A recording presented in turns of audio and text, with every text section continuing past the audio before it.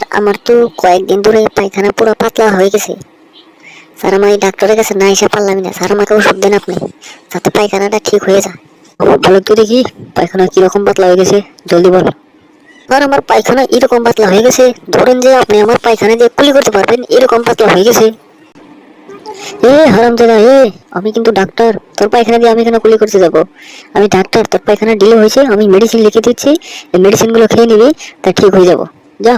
তাছাড়া আপনি যে মেডিসিন দিলেন, মেডিসিন গুলো খাবো কিভাবে, নিয়ম টিয়ম বলে দেন। তোর এই মেডিসিন খাওয়ার নিয়ম হলো, এই যে বোতলটা দিছি, এটা রাত্রে যেরকম ঘুমাবি, ঘুমের মধ্যে খাবি।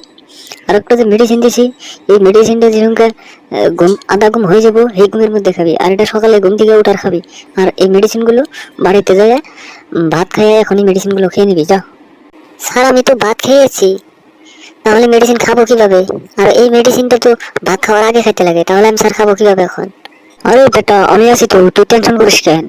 ভাত খাই আছিস, মেডিসিন গোয়াতে দিয়ে থবি, তাই তো ভাতের তলে পড়ে থাকবো, তাই ঠিক হয়ে যাবে। জলদি করবি কাজটা, যা।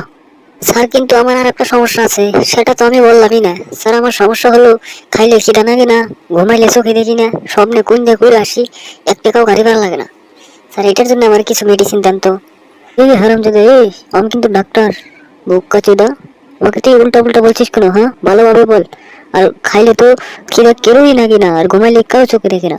হারামজাদা, এগুলো তুই কি বলিস? পাগল হয়ে গেছিস নাকি? যা, আমার আরো পেশেন্ট দেখতে হবে, যা ভাগ। দর্শক বন্ধুরা কেমন আছেন? আশা করি সবাই ভালো আছেন। হ্যাঁ, আমার চ্যানেলটাকে সবাই একটা করে সাবস্ক্রাইব করবেন, আর ভিডিওটাকে লাইক করবেন, আর চ্যানেলটা বেশি বেশি বন্ধুদেরকে শেয়ার